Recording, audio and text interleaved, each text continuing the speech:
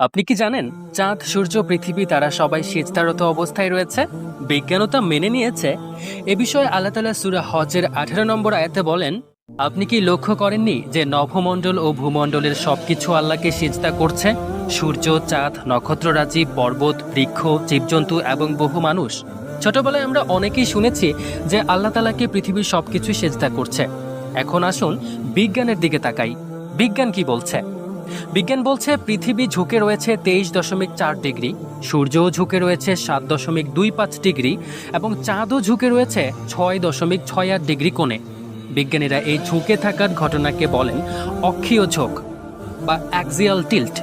অর্থাৎ তারা কেউ সোজা হয়ে ঘোরে না, তারা যেন নম্র হয়ে হালকা ঝুঁকে রয়েছে।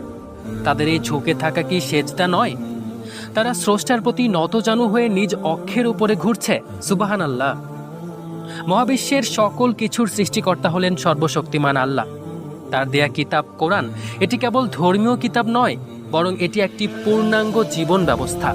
এখানে আছে জ্ঞান, বিজ্ঞান, সংস্কৃতি, রাজনীতি ও জীবন পরিচালনার সকল বিধান।